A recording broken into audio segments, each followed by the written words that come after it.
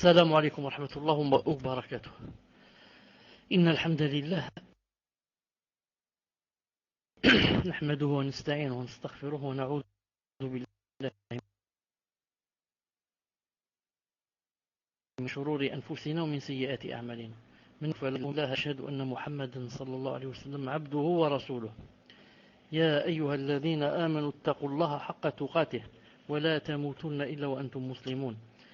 يا أيها الناس اتقوا ربكم الذي خلقكم من نفس واحدة وخلق منها زوجها وبث منهما رجالا كثيرا ونساء واتقوا الله الذي تساءلون به والأرحام إن الله كان عليكم رقيبا. يا أيها الذين آمنوا اتقوا الله وقولوا قولا سديدا يصلح لكم أعمالكم ويغفر لكم ذنوبكم ومن يطع الله ورسوله فقد فاز فوزا عظيما. ألا إن أصدق الكلام كلام الله وخير الهدي هدي محمد صلى الله عليه وسلم وشر الأمور محدثاتها وكل محدثة بدعة وكل بدعة ضلالة وكل ضلالة في النار. أما بعد. Donc lors de cette connexion en cette soirée du mercredi 18 Muharram 1433 de l'Hégire, c'est-à-dire le 14 décembre 2011, Inch'Allah Ta'ala. Donc on continue ce qu'on a commencé déjà une fois, c'est-à-dire de lire les quelques fatawa de l'éminent savant Cheikh Rajhi Hafidahullah Ta'ala. Reste que je ne suis pas sûr si on est à la troisième partie ou bien à la deuxième partie. Tellement cela fait longtemps qu'il n'y a pas eu de connexion. Donc, si quelqu'un peut me confirmer si c'est le deuxième cours ou bien c'est le troisième dans ces fatawa-là.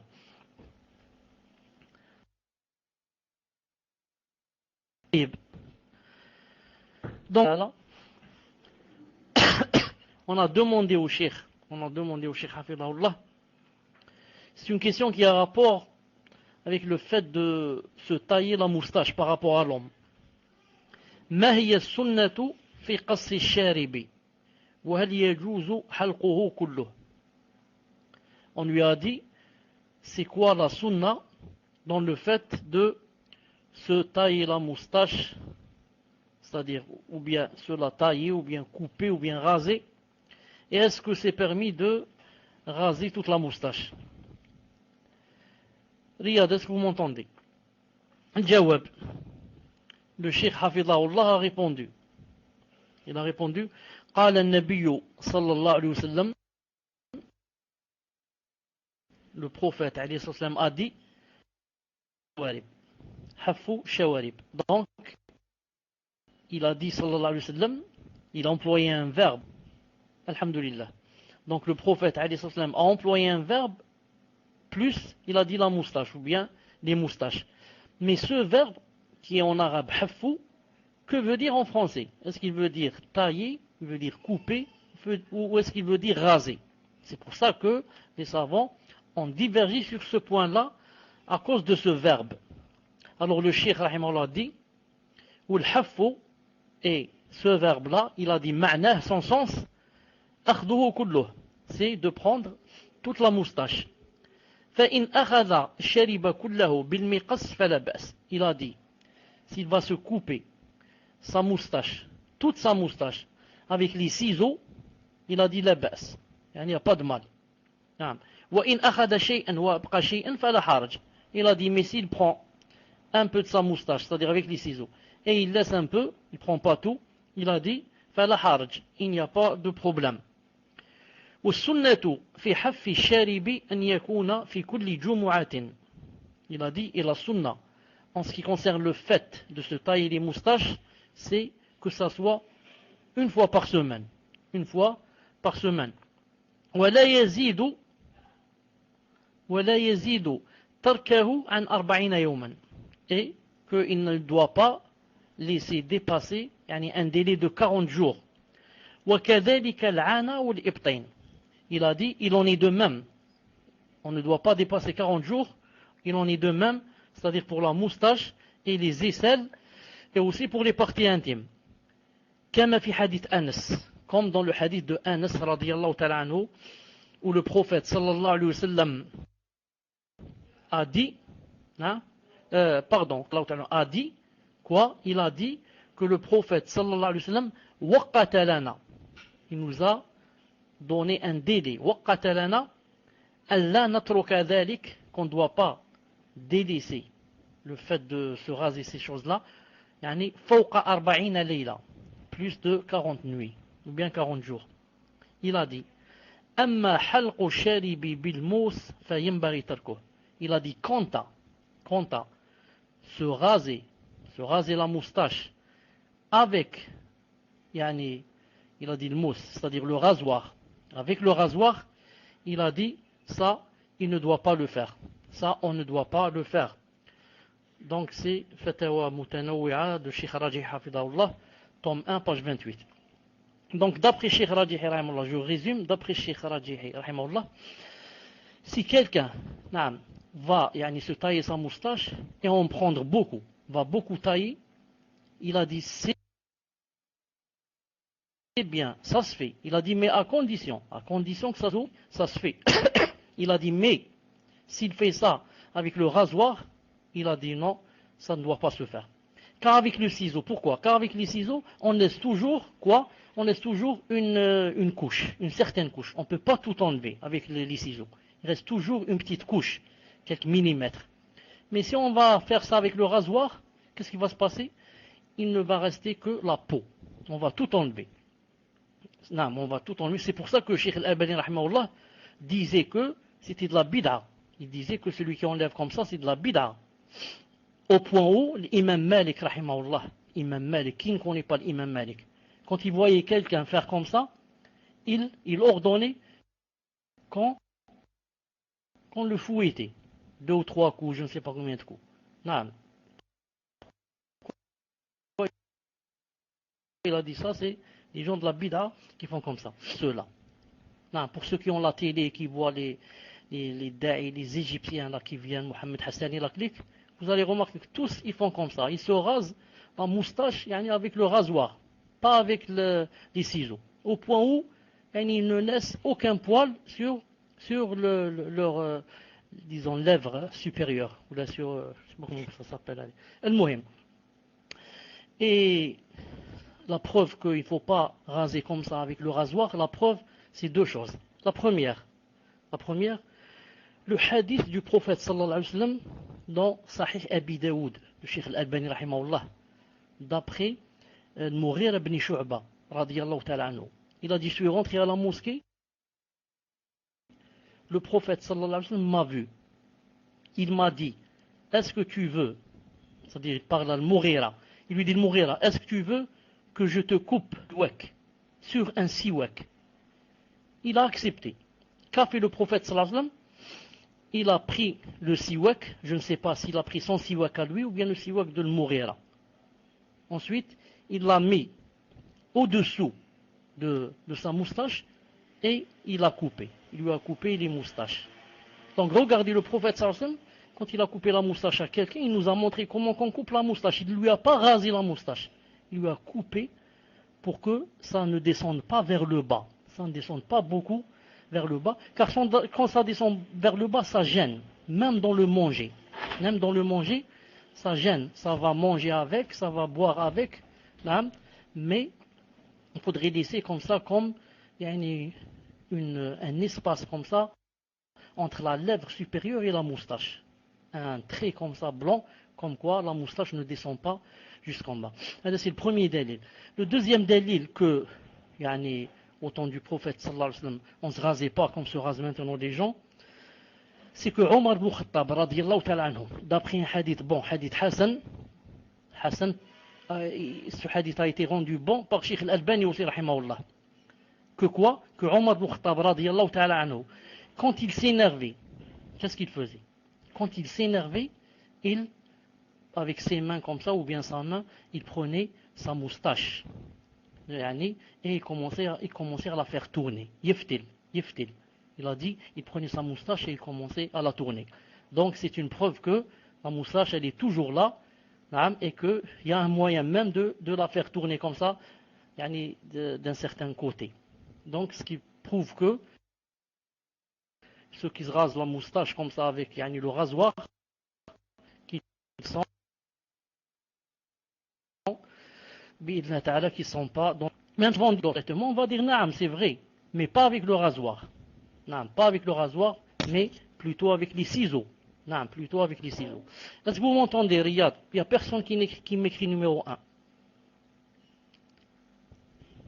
Alors, Mohamed, tu es en train de te raser la moustache, qu'est-ce que tu fais? Écris de temps en temps numéro 1. Attention au rasoir, hein? Attention au rasoir, seulement avec les ciseaux. Euh, ensuite, le cheikh Rajih Hafidahullah a dit une chose, pas dans cette fatwa, mais dans une autre fatwa. Il a dit quelque chose de un peu spécial, mais je crois que c'est vraiment la sunna. Il a dit, quant au fait de, par exemple, les parties intimes, il a dit, il n'y a pas de problème, c'est le rasoir. La moustache, c'est ici, quant au fait de, en ce qui concerne les aisselles, il a dit, la sunna, ce n'est ni avec les ciseaux, ni avec le rasoir. Il a dit, ça doit se faire uniquement avec les mains. Il a dit, tu mets ta main sous les aisselles et tu tires comme ça, tu tires. Il a dit, ça s'enlève. Contrairement aux moustaches qu'on ne peut pas enlever avec la main et contrairement aux parties intimes qu'on ne peut pas enlever avec la main. Il a dit, mais les poils de l'aisselle, il a dit, la sunna, ce n'est pas avec des ciseaux ni un rasoir. Il a dit, avec la main, on enlève avec la main. Je dis, bien sûr, ça c'est la sunna et la vraie. Mais bien sûr que ce n'est pas, Inch'Allah ta'ala, obligatoire. Et que celui qui enlève avec le rasoir, par exemple, il n'a pas fait un interdit. Surtout que nous, on est tous des fils à maman, donc depuis tout petit, etc. Donc, on n'a pas l'habitude d'enlever sous les aisselles avec la main. Ça, c'est pour ceux qui ont l'habitude et qui... Parce qu'avec l'habitude, la première fois, ça fait mal, la deuxième fois, ensuite, avec l'habitude, ça marche. Mais pour celui qui n'a jamais fait ça, ça doit lui faire mal sûrement. Et je dis encore une fois, Inch'Allah Ta'ala, que ce n'est pas une obligation, bi'idnillahi ta'ala. Dans la deuxième fatwa, on a demandé au Cheikh Rahimahullah la question suivante en ce qui concerne les deux sectes, les Mu'tazila et les Khawarij. Les Mu'tazila et les Khawarij. On lui a dit, هل المعتزلة يعاملون المسلم السني في الدنيا على أنه مؤمن? On lui a dit, est-ce que les Mu'tazila, est-ce qu'ils se comportent avec le sunni, les gens de la sunna, c'est quelqu'un de croyant dans cette dunya, أم يعاملونه كمعاملة الخوارج من أنه مرتكب الكبيرة, ou bien par contre, ils se comportent avec lui comme quoi c'est quelqu'un, comme les Khawarij, comme quoi c'est quelqu'un donc qui a fait les grands péchés, donc c'est grave pour lui. Avant qu'il réponde, je veux dire que ce que vous devez savoir, Inch'Allah Ta'ala, c'est que les Khawarij et les Mu'tazila se ressemblent en un point. Ils ont un point commun, lequel les deux disent que celui qui fait un grand péché, il va rentrer éternellement en enfer. Donc, c'est une règle qu'il faut apprendre. Les Khawarij et les Mu'tazila disent que qu'il va rentrer éternellement en enfer. Ça, c'est le point commun. Maintenant, la différence entre les deux, dans cette chose, c'est que les Khawarij disent que celui qui a fait un grand péché, il est devenu kafir. Et les Mu'tazila disent, celui qui a fait un grand péché, il n'est ni croyant, ni kafir. Il est dans un statut entre deux statuts. Il n'est ni croyant, ni kafir. On a donné une fois l'exemple de celui qui quitte une ville. Celui qui habite à Paris, il veut aller à Lyon. En cours de route, il meurt ou là on lui demande où est-ce que tu es. Il dit, je ne suis ni à Paris, parce qu'il a quitté Paris, ni à Lyon, car je suis arrivé à Lyon. Ils disent le croyant qui fait un grand péché, ni on peut dire de lui c'est un croyant puisqu'il a fait un grand péché, ni on peut dire de lui qu'il est kafir puisque c'est entre un statut parmi deux statuts. Et Al-Sunnah ou Jama'a, qu'est-ce qu'ils disent? Al-Sunnah ou Jama'a disent que quiconque fait un grand péché, s'il ne se rend pas, s'il ne se rend pas, s'il ne se repent pas, ils disent c'est un pervers. Non, c'est un pervers. Donc quiconque fait un grand péché, se repent pas, c'est un pervers. Donc ils ne disent pas comme disent les autres qu'il est ou bien kafir, les khawarij, ou bien dans un statut entre deux statuts. Al-Muhim. Donc le cheikh répond, rahimahullah, il dit Al-Khawarij yakhtalifuna 'an al-Mu'tazilati. Il a dit les Khawarij, naam, yani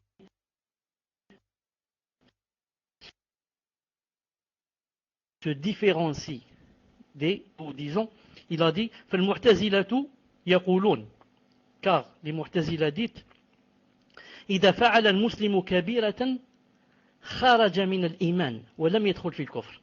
Les Mu'tazila disent que si le musulman fait un grand péché, il est sorti de l'iman, il est sorti de la foi, mais il n'est pas entré dans le coffre. C'est ce que je vous ai dit, il reste au milieu. Il est sorti de la foi, mais il n'est pas rentré dans le coffre. Bel yakunu fasiqan, mais c'est un pervers. La mu'minan, ni croyant, ou la kafiran, ni kafir. Fahuwa bi manzilatin bayna manzilatayn. Il est dans un statut, entre deux statuts, disons. Wala yu'amilunahu mu'amil kafir. Mais il ne se comporte pas avec lui comme quoi c'est un kafir. طيب. والخوارج ils disent kharaja min al-iman, de la foi, et il est sorti, il est rentré dans le coffre. فيستحلون دمه وماله. Alors ils disent que son sang est halal, c'est permis de le combattre. Wa maluhu halal, c'est permis de lui prendre son argent. C'est pour ça que vous voyez les khawarij, ils tuent et ils te prennent l'argent, ils te prennent tout ce que tu possèdes. Ils disent celui-là c'est un kafir. ويعاملونهم معاملة الكافر. Et ils se comportent avec lui comme quoi celui-là c'est un kafir. هذا هو الفرق بينهما. C'est ça la différence entre les deux. لكن يتفقون معا على تخليده في النار في الآخرة. Mais ils ont un point commun, c'est quoi? C'est le fait de dire que, les deux disent que le musulman qui fait un grand péché va rentrer éternellement en enfer demain. Ça c'est fatwa numéro 32. Numéro 3. Ils lui ont dit Soual, c'est en ce qui concerne le janaza. Et en arabe on dit janaza, on dit jinaza. Sauf que certains ont dit le janaza c'est pour le mort, naam. Et ils ont dit jinaza c'est en ce qui concerne le cercueil, pas la personne elle-même. المهم, la question, هل اتباع الجنائز يكون بالمشي أمامها أو خلفها راكبا? On lui a dit le fait de suivre le cortège funèbre. Comment ça se fait? Est-ce que يكون بالمشي أمامها, est-ce que on précède le cortège funèbre en marchant et le cortège funèbre se trouve derrière nous et nous on le précède, ou bien c'est nous qui devons être derrière le cortège funèbre et en même temps cortège funèbre. Il a dit هذه المسألة il a dit cette chose-là فيها خلاف بين العلماء. Les savants ont divergé en cette chose-là. والصواب, et le vrai, Inch'Allah ta'ala, le plus vrai, أنه لا حرج, qu'il n'y a pas de mal, على من مشى أمامها, pour celui qui marche devant elle, c'est-à-dire la précède, أو خلفها, ou bien derrière elle. فالمهم, l'essentiel, أن يتبعها حتى تدفن. L'essentiel, c'est qu'ils suivent cette janaza jusqu'à ce que elle soit enterrée. J'ajoute ici, Cheikh Al-Albani rahimahullah a dit, c'est possible aussi de quoi? De monter en voiture. Si yani, c'est loin, ou bien quelqu'un est malade, ou bien voiture, ou la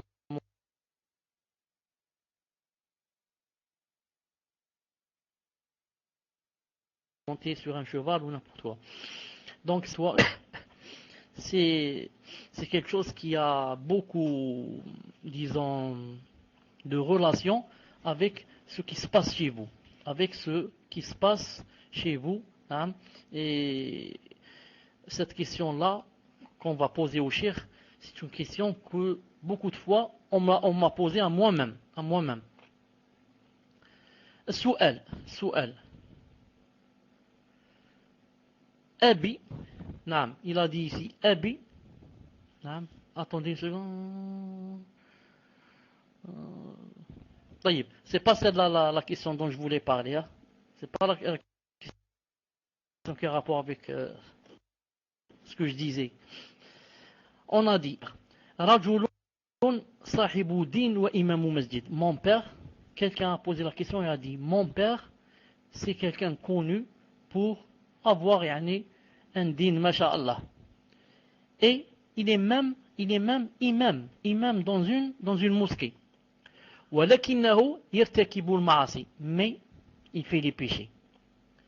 فيزني, il fait la fornication. ويمنع الزكاة, il donne pas sa zakat. Entre parenthèses, donc je vois pas celui-là comment il a le din et comment il peut être imam masjid. المهم, il a dit ويمنع الزكاة ولا ينفق على أهل بيته, et il dépense pas يعني, pour sa famille. Il dépense pas les dépenses obligatoires pour la famille. وهو معروف عند الناس بصلاحه, mais il a dit chez les gens ou là parmi les gens, il est connu pour être quelqu'un de fiable, quelqu'un de masha'Allah, qui a un bon comportement. C'est malheureux, mais c'est vrai, il y a beaucoup de pères qui sont comme ça. Entre les gens, ils sont masha'Allah, mais dans leur famille, une catastrophe.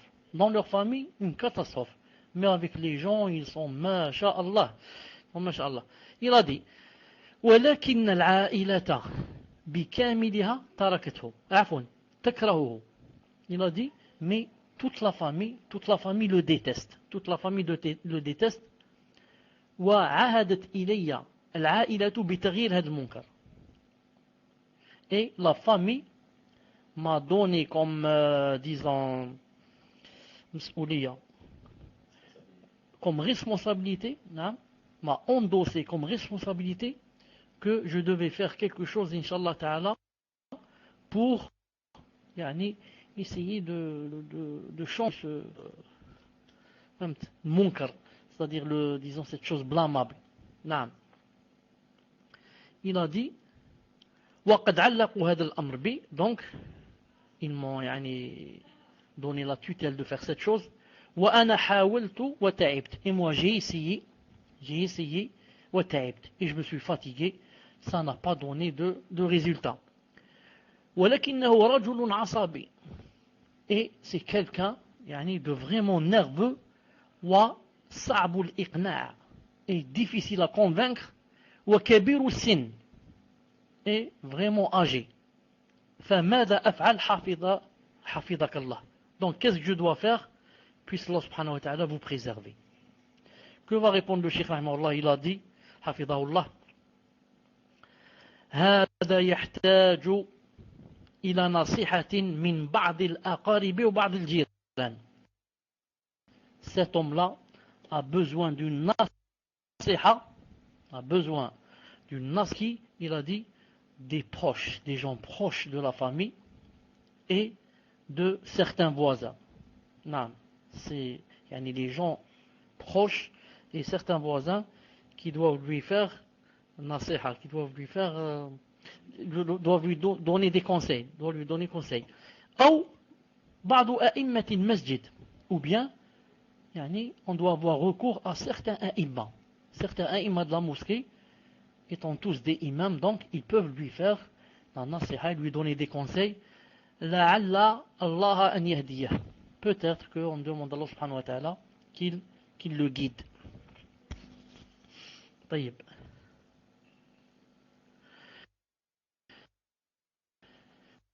C'était une fatwa numéro 4. Maintenant, la quatrième ou bien cinquième question. صليت. J'ai prié هذا اليوم الظهر. Aujourd'hui, j'ai prié salat al-dhuhr على سجادة, sur un tapis de prière. وبعد الصلاة, après avoir terminé ma salat, تبين لي, je me suis aperçu أنه يوجد عليها صلبان, que sur le tapis il y avait des croix, des petites croix comme ça. نعم. فما الحكم في ذلك? Donc, que dois-je faire بإذن الله تعالى? La réponse, Inch'Allah ta'ala, as-salatu sahihatun walhamdulillah. Ta prière est valable, walhamdulillah. Ta prière est valable, walhamdulillah. Pourquoi? C'est après avoir terminé la salat qu'il a remarqué cette chose.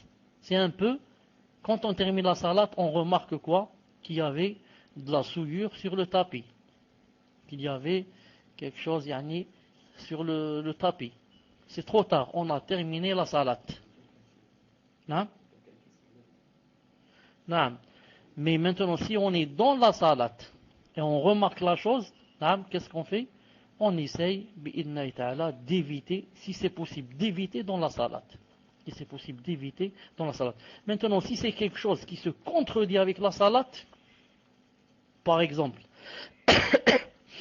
quelqu'un est en train de faire la salat, ensuite, il a remarqué par exemple qu'il y avait de la souillure sur le tapis, là devant lui. Il y a de la souillure. Il est dans la salat. Celui-là, c'est très facile pour lui. Qu'est-ce qu'il fait? Il s'éloigne un peu du tapis. Il s'éloigne du tapis pour ne pas faire salat sur ce tapis. Ou alors, pour faire salat loin de la souillure. Car le tapis, peut-être le tapis est grand. Il fait 3 mètres sur 3 mètres. Donc il laisse la souillure un peu de côté et il continue à prier sur le même tapis. Ça n'a rien à voir, la souillure est loin de lui. Maintenant, si le tapis est petit, il s'éloigne tout à fait du tapis. Il le pousse comme ça avec son bras à gauche.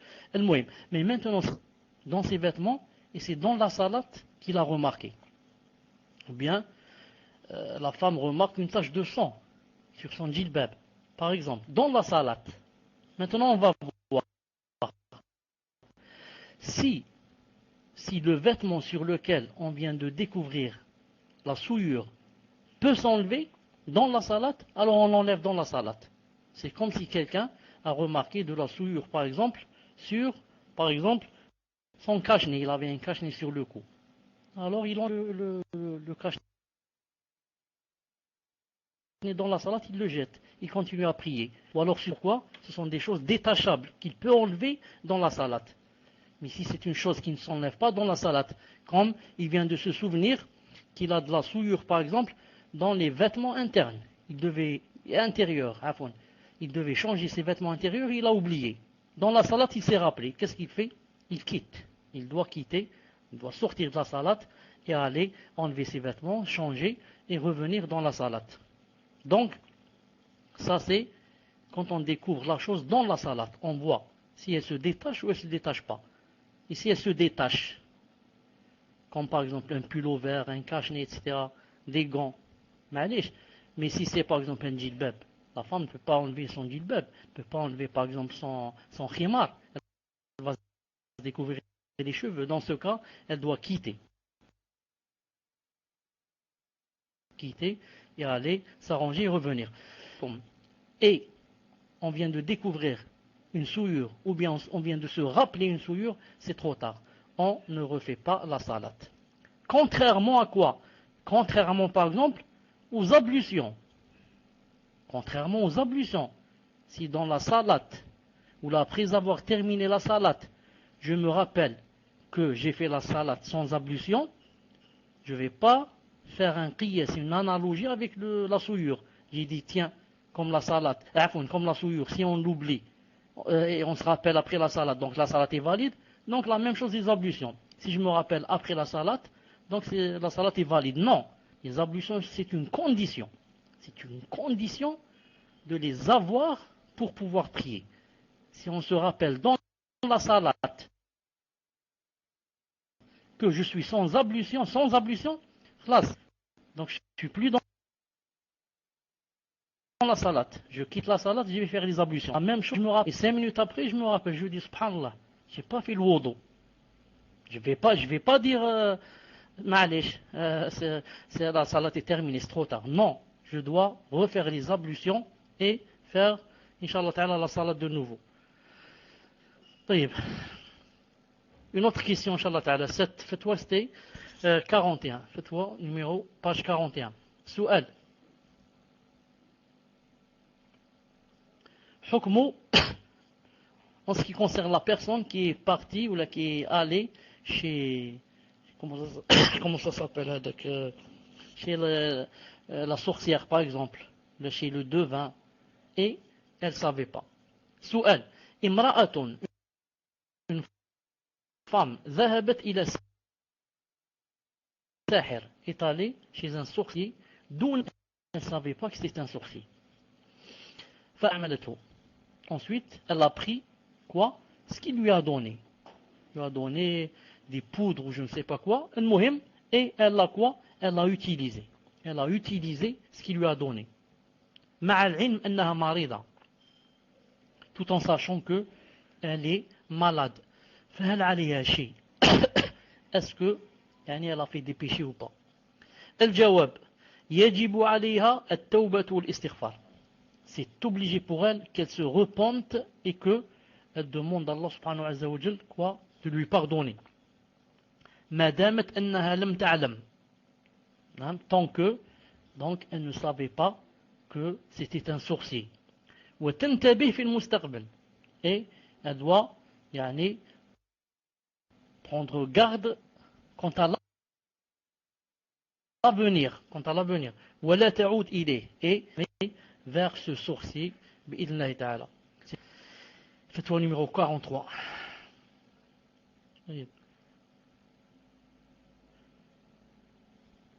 On va ajouter une ou deux, Inch'Allah ta'ala. Ah? نعم, شوفي ذا تجي. On a demandé au Cheikh, Hafidahullah, en ce qui concerne Salat al-Maghrib, combien de temps y a-t-il entre Salat al-Maghrib et Salat al-Isha? Vous vous souvenez une fois, je vous avais dit que Cheikh Ibn Uthaymin rahimahullah avait dit que c'était à peu près 45 minutes. Vous vous souvenez? 45 minutes à peu près après Salat al-Maghrib pour que je puisse dire c'est quoi? Yani c'est plus Salat al-Maghrib. Yani c'est maintenant Salat al-Isha. Donc d'après Cheikh Ibn Uthaymin rahimahullah 45 minutes. Le Cheikh ici a répondu d'abord أن الوقت لصلاة المغرب يبدأ من غروب الشمس. Ya Cheikh, vous savez que le moment de Salat al-Maghrib commence à partir du coucher du soleil. وينتهي بغياب الشفق الأحمر. Et qui se termine avec quoi? Avec la disparition de la couleur rougeâtre. Quand le ciel yani, n'est plus rougeâtre. نعم. فما هو تقدير ذلك الوقت بالساعات? On lui a dit mais يعني maintenant si on allait se baser sur le temps, sur la montre, ça prend combien de temps à peu près? Il a répondu rahimahullah, hafidahullah, il a dit تقدير ذلك, il a dit à peu près, si on va se baser sur la montre, c'est, il a dit ساعة, 60 minutes. 60 minutes. Cheikh Ibn Uthaymin a dit rahimahullah 45 minutes. Celui il a dit 60 minutes. Sa'atun, il a dit ou bien à peu près, il a dit 1 heure et 10 minutes. Non, 1 heure et combien? Et 10 minutes. Donc pour ceux et celles qui croient que Salat al-Maghrib ça se termine vite. Surtout la femme par exemple elle est à la maison, elle entend Salat al-Maghrib, le adhan elle croit que si dans 2 minutes elle ne fait pas la salat, pourquoi? On lui a appris que Salat al-Maghrib c'est très court. ça, c'est seulement 2 ou 5 minutes, ensuite ce n'est plus Salat al-Maghrib. Donc la personne commence à courir, à trembler, à faire vite, Salat al-Maghrib. Alors que Salat al-Maghrib, ça peut prendre jusqu'à combien? Jusqu'à 1h10, d'après ce savant, Hafidahullah, et au moins 45 minutes, d'après Cheikh Ben Uthaymin, Hafidahullah. Mais toutefois, en notant que, plus on fait la salat, yani, vers au premier moment, plus yani, on a des récompenses. Vous comprenez? Plus la personne fait la salat juste, par exemple, au moment du adhan, plus les récompenses sont grandes. Car le prophète, sallallahu alayhi wa sallam, quand tu lui as demandé quelles sont les meilleures actions, il a dit as-salatu li waqtiha ou li awwali waqtiha. Naam. طيب. Je vais ajouter seulement une chose. On lui a dit, je vais ajouter seulement une question, Inch'Allah Ta'ala. Aujourd'hui, je ne suis pas chez moi. Et donc, je ne vais pas tarder, bi'idnillahi ta'ala. On lui a dit, هل الأدهان التي يدهن بها على البشرة تحجب الماء في الوضوء مثل الفازلين وغيره. On lui a dit, est-ce que الأدهان c'est les crèmes à appliquer. On lui a dit les crèmes à appliquer et les choses qu'on masse avec la peau, qu'on fait passer sur la peau. Est-ce que yani, est-ce que c'est, disons, imperméable? Est-ce que ça ne laisse pas l'eau passer sur la peau? On lui a dit comme la vaseline. On lui a cité quelque chose, une crème qui s'appelle la vaseline. Il a dit إذا كان هذا الذي يدهن به البشرة له جرم يشكل طبقة فهذا لابد من إزالته. Il a dit cette chose-là avec laquelle vous allez vous masser par exemple, ou la mettre sur la peau, cette crème-là, il a dit, si elle va constituer Jorm, ça veut dire elle va avoir une forme, disons une couche, comme ça, une couche. Il a dit, cette chose-là alors, il faut l'enlever. Il faut la faire disparaître avant le wudu. Il a dit, il a dit, car ça empêche l'eau d'arriver à la peau. Car ça a une forme, ça a une couche. Donc il a dit, ça quoi? Ça va empêcher l'eau d'arriver à la peau. Il a dit, mitl ajin. Il a dit comme de la pâte. Par exemple, on a un peu de pâte sur la peau. La femme qui va préparer le pain à la maison, etc., il reste un peu de pâte sur son doigt. Ce morceau de pâte ne va pas laisser l'eau passer, il faut l'enlever. Il a dit, ou bien, ou le manakir, les ongles, etc. Il a dit, la manicure. Il a dit ça, il faut l'enlever. Il a dit, la bouddha min hakki, il faut le gratter. Il a dit, il gratte. Il ne laisse pas l'eau arriver à la peau. أما إذا كان صبغا أو من دهون الذي ليس له جرم. Il a dit, mais maintenant si c'est une teinture par exemple, une teinture, mais une peinture ou bien une teinture, il a dit, صبغا ou bien comme une huile par exemple, une huile qui, il a dit, qui n'a pas de couche, qui ne laisse pas de couche. Il a dit, qui ne laisse pas de couche. Mitl al-hinna, il a dit, comme par exemple, prenons le cas de l'aîné. L'aîné, il ne laisse aucune couche. Quand on le lave après. Il a dit, فَلَا يَمْنَعُوا صُلْمًا. Donc, il n'empêche pas l'eau de passer. Donc,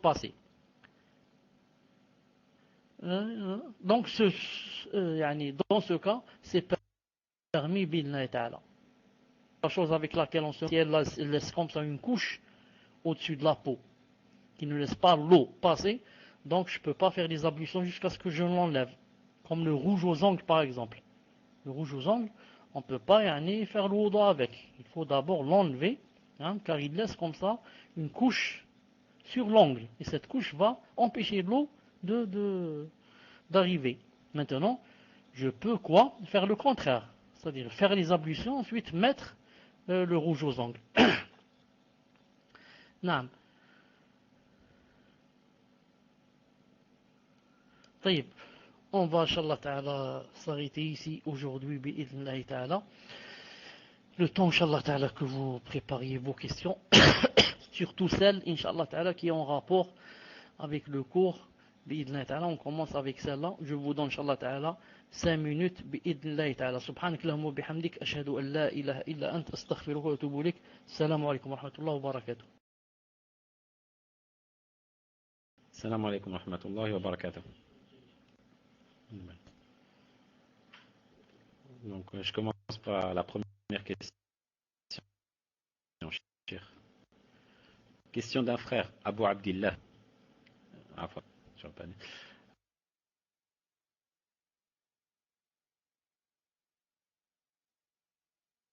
Qui dit Assalamu alaikum, cheikh. Peut-on raser une partie de l'électrique pour réduire le volume de la moustache? Deuxième question, question d'une sœur. Qui dit Assalamu alaikum, cheikh. Une sœur mariée m'a demandé s'il lui était permis de procéder à une épilation définitive par une technique au laser chez une dermatologue. Elle a une pilosité importante et qui pousse très rapidement, ce qui provoque une gêne chez elle et surtout chez son époux qui ne supporte pas du tout la pilosité. Et c'est son époux qui dit à cette technique sur les jambes. Qu'Allah vous augmente en science et qu'il préserve votre foyer ainsi que tous les musulmans. Wallahu a'lam wa salam alaykum. Troisième question, cher. Il dit Assalamu alaikum wa rahmatullahi wa barakatuh. Peut-on faire les ablutions avec du récil, mascara, sur les cils, étant donné qu'il est assez épais, donc il peut empêcher l'eau de passer sur les cils? Jazakumullahu khair. Quatrième question, et c'est la dernière pour l'instant, cher, en attendant qu'il récupère les autres. Question d'un frère qui dit Assalamu alaikum, cher, hafidhakumullah. Ma question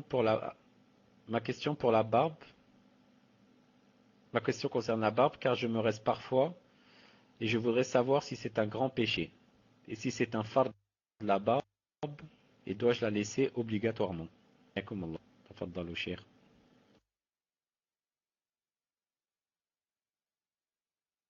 Une seconde, cher va répondre, Inch'Allah.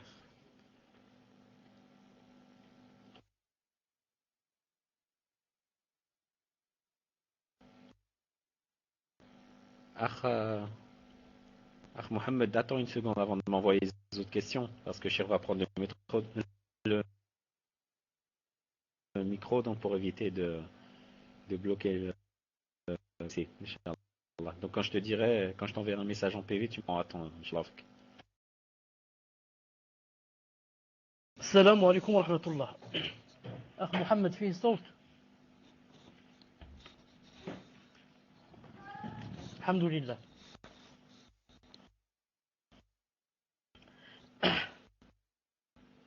Donc, Inch'Allah Ta'ala, pour la première question, la personne avait demandé si c'était possible de se raser une partie de la moustache avec le rasoir. Et aussi si c'était permis, je crois, avec la tondeuse. Allah subhanahu wa ta'ala alam. Je dis, une seconde, Inch'Allah Ta'ala. Je dis, en ce qui concerne le rasoir, si c'est pour enlever carrément la moustache, comme font les Égyptiens, jusqu'à ce que la partie où il y a la moustache commence à briller, subhanallah al-azim. Si c'est comme ça, on a dit tout à l'heure ce qu'on avait dit, comme quoi même ça rentrait dans la bid'a. Mais si c'est par année,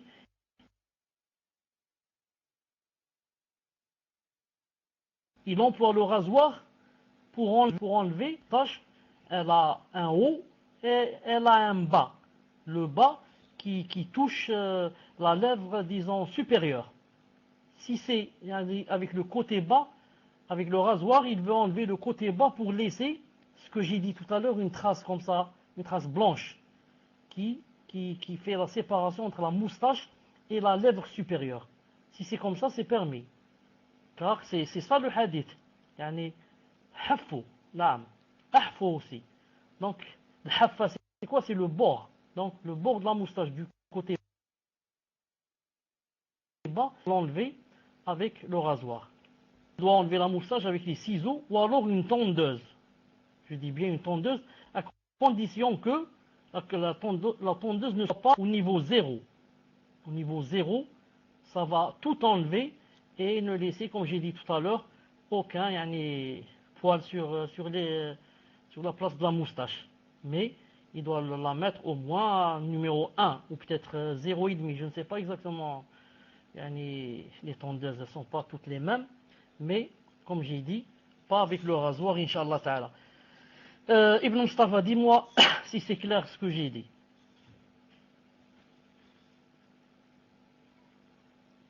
Écrit numéro 1 si c'est compris. Alhamdulillah. Donc la tondeuse c'est permis à condition que ça ne soit pas au niveau 0.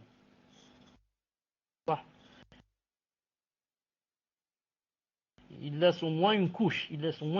Pour la deuxième question. Donc il y a combien de questions? 2 questions. La deuxième question pour l'épilation. L'épilation définitive.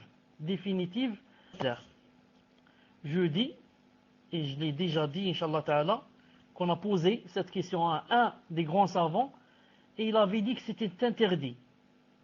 Pourquoi? Pourquoi c'est interdit? C'est interdit pour 2 raisons. La première, si Allah subhanahu wa ta'ala, notre Seigneur exalté soit-il, s'il avait voulu que la femme ou l'homme aussi n'ait pas ses poils définitivement, il l'aurait créé ainsi.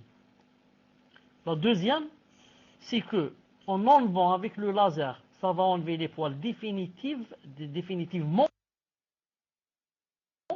Donc, on va être la cause car nous en islam, quand on s'épile avec l'intention que c'est une adoration. Que on a des récompenses quand on s'épile. Et que c'est pour ça qu'il ne faut pas que ça dépasse 40 jours. Et après les 40 jours, on rentre dans les péchés. On commence à ressembler à un singe. Donc, il faut s'épiler. On a 40 jours au maximum. Et l'épilation elle-même, c'est quoi? C'est une adoration. On l'a fait avec la niya, pour que Allah soit ravi de nous et qu'il ne soit pas en colère contre nous si on dépasse les 40 jours. Donc maintenant, si tu vas employer l'épilation avec le laser, tu vas annuler l'adoration de l'épilation. Il ne va jamais avoir de quoi? D'épilation. Ça, c'est le jugement. Le jugement en général sur l'épilation définitive avec le laser. Reste quoi?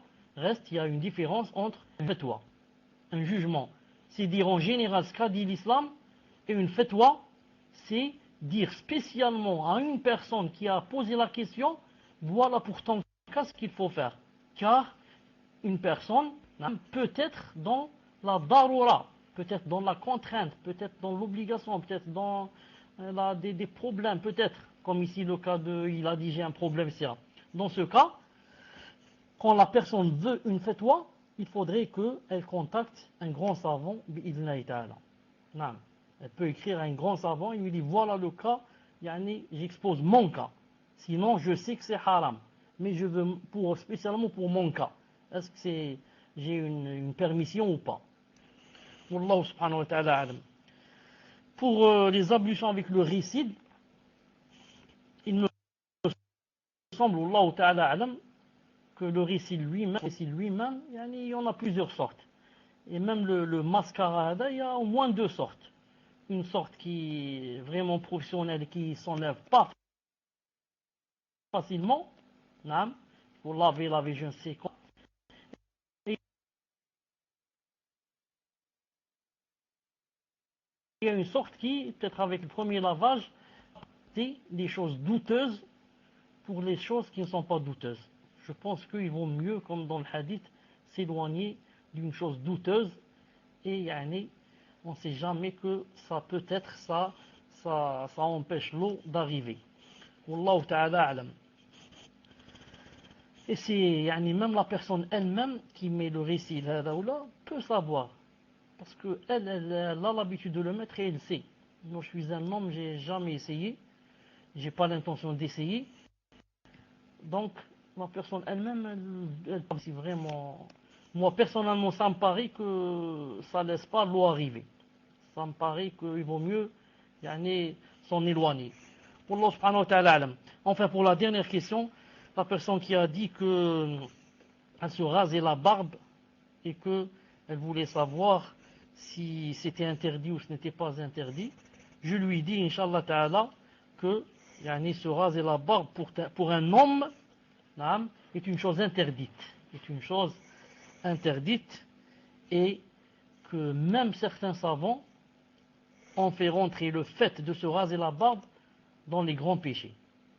Et même d'autres savants, j'ai lu ça, je crois, si je ne me trompe pas, dans Dhahab al-Kaba'ir, si je ne me trompe pas, que certains savants ont dit que le fait de se raser la barbe pour un homme est plus grave que la fornication, que la zina.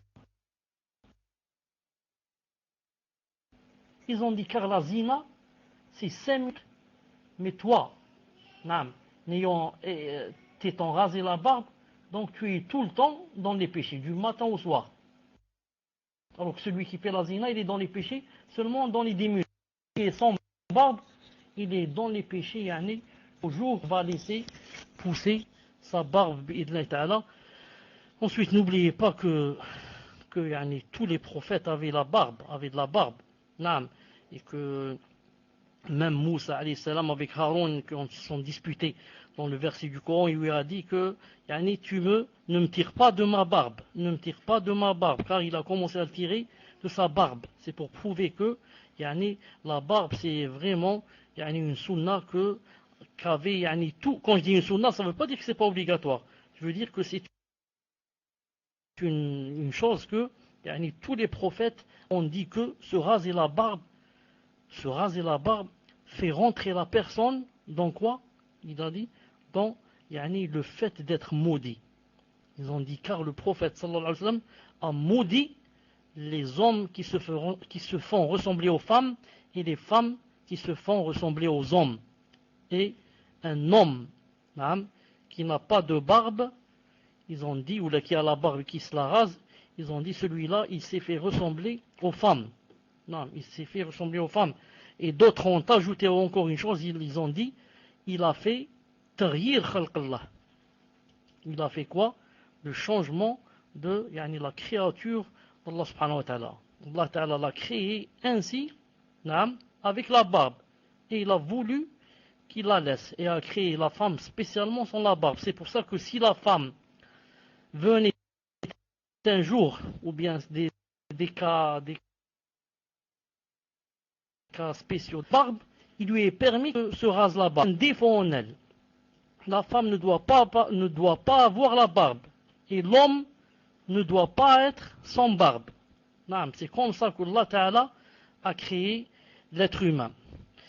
Donc, je dis à cette personne qui a posé cette question de faire des efforts, Inch'Allah Ta'ala, même si on peut commencer par une petite barbe. Si la personne a la foi un peu faible ou bien un peu, elle est un peu complexée ou je ne sais pas quoi, elle commence par une petite barbe, Inch'Allah Ta'ala, et petit à petit, elle la laisse grandir, bi'idhnillah subhanahu wa ta'ala. Quand je dis elle commence par une petite barbe, ça ne veut pas dire que à chaque fois elle va se raser la barbe. Mais, c'est-à-dire que pour que les gens commencent à s'habituer, déjà je commence à pousser bi'idhnillah ta'ala. Tfadal pour les autres questions. Barakallahu fikum, cher. Donc on passe à la prochaine question. Question d'une sœur. Assalamu alaykum wa rahmatullahi wa barakatuh. J'ai entendu dans un précédent cours qu'il est autorisé à la femme de faire des rajouts dans le but qu'elle s'embellisse pour son mari. Je voulais avoir des éclaircissements là-dessus, Inch'Allah. Jazakumullahu khair. Deuxième question. Rajout. Akhi Ibn Mustafa, si tu peux avoir Rajout, oui, les cheveux ou là, oui. tu peux avoir des compléments par rapport au rajout, est-ce qu'il parle des cheveux ou autre? Non. Bon, je pense que ça doit être un supplément capillaire. Mais est-ce que tu peux avoir confirmation? En attendant, je pose les autres questions. Deuxième question, question d'un frère qui dit Assalamu alaikum wa rahmatullahi wa barakatuh, ya Cheikh. Que doit-on faire si une personne a des incontinences urinaires? Doit-elle systématiquement refaire l'wudu, sachant qu'il est probable qu'elle en ait à son retour? Et j'en profite, Cheikh, pour vous poser la même question par rapport à ceux qui ont des gaz incessants aussi. Barakallahu fikum, Cheikh, qu'Allah vous préserve. Troisième question, question d'une sœur qui dit Salam alaikum. Lorsque j'effectue mes ablutions, je passe de l'eau sur mes chaussettes, mais elle n'atteint pas la peau. Est-ce que c'est valable? Quatrième question, question d'une sœur. Assalamu alaikum. Notre question est la suivante. Travaillant dans le transport de personnes... Une seconde.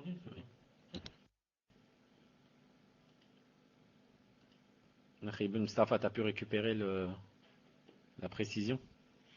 La troisième. Pour la troisième question, la personne effectue les ablutions sur les chaussettes, mais l'eau n'atteint pas les pieds, la peau. Donc est-ce que c'est valable? Quatrième question, question d'une sœur qui dit Assalamu alaikum. Donc notre question est la suivante. Travaillant dans le transport de personnes, est-ce autorisé de donner un peu d'argent aux réceptionnistes dans les hôtels pour qu'ils nous contactent en priorité? C'est une pratique très courante, mais nous aimerions savoir si cela n'entre pas dans les pots de vin, Inch'Allah. Donc ça c'est une personne qui travaille dans le transport de personnes. Et donc il s'arrange.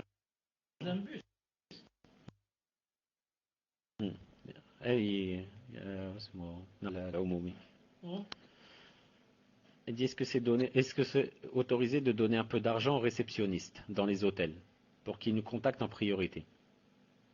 Donc il paye ceux qui sont à la réception dans les hôtels, comme ça dès qu'il y a un groupe de personnes là, il les contacte directement. Compris, la relation entre l'hôtel et le bus. Parce qu'au moins ils attendent justement les personnes qui sortent des hôtels, un groupe de personnes, les touristes ou là. Pour les prendre dans le transport.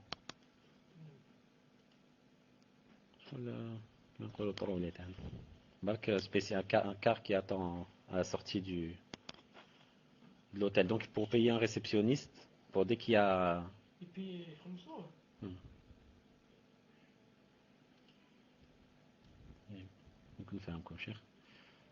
Et pour donc est-ce que c'est permis? Et juste la précision pour le rajout, des mèches pour les femmes de couleur noire.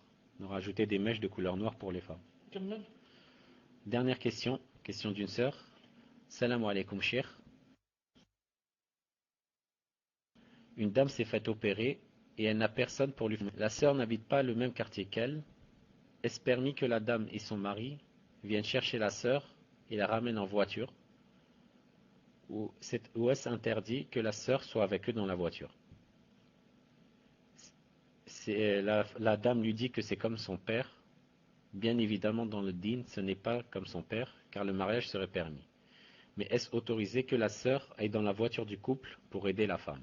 Barakallahu fikum.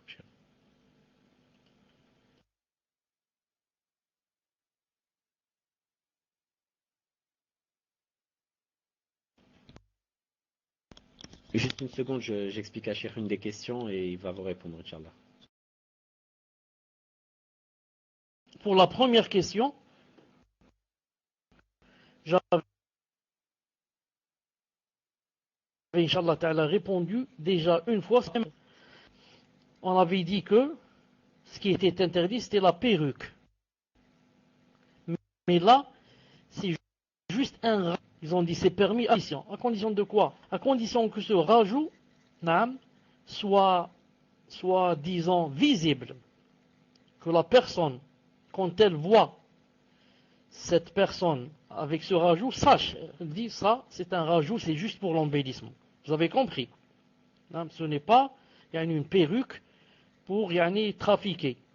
Non, mais c'est juste un rajout pour s'embellir des mèches ou quelque chose comme ça. Par exemple, des fois, même la personne, par exemple, elle a des cheveux blancs, elle va mettre des choses en plus comme ça, même qui, des fois, c'est pas la même couleur, en noir, etc., pour embellir.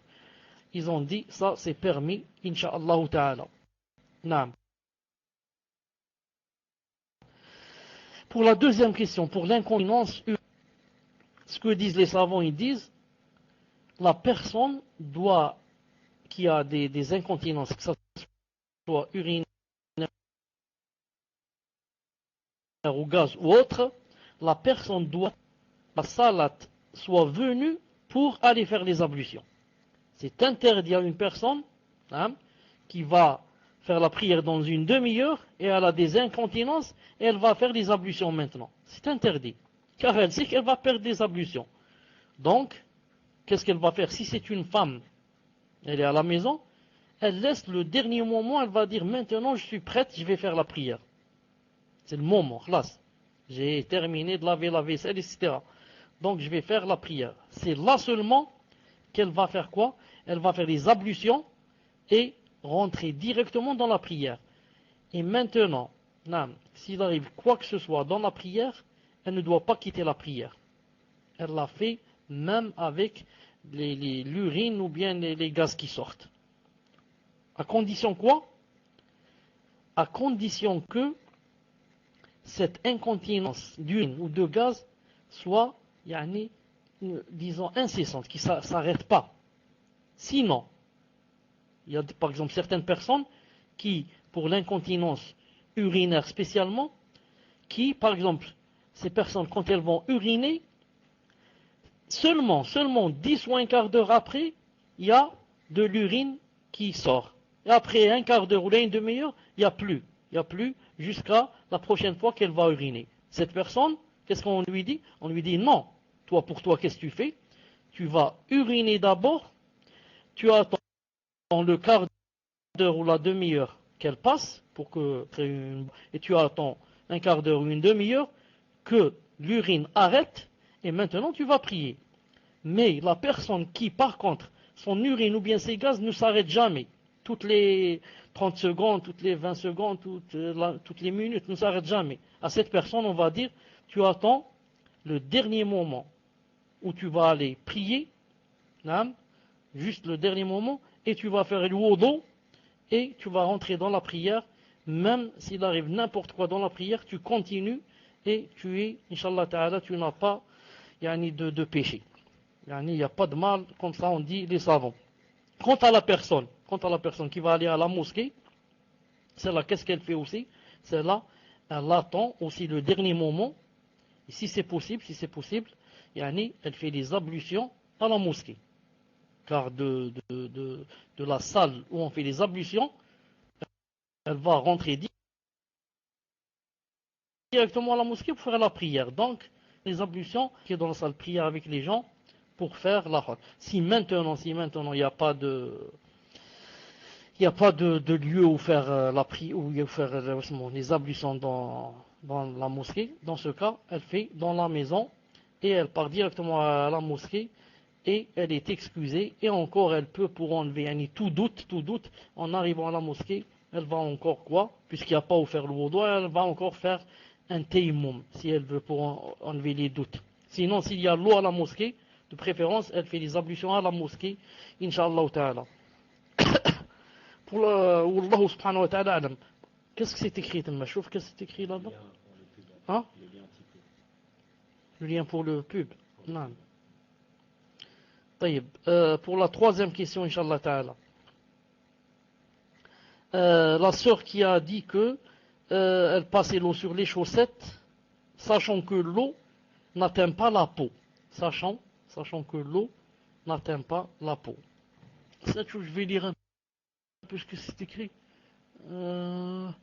Est-ce que tu peux, Inch'Allah Ta'ala, comment dire, j'ai besoin de ce lien, Inch'Allah Ta'ala. ما تدرش la dernière phrase. ها؟ شوف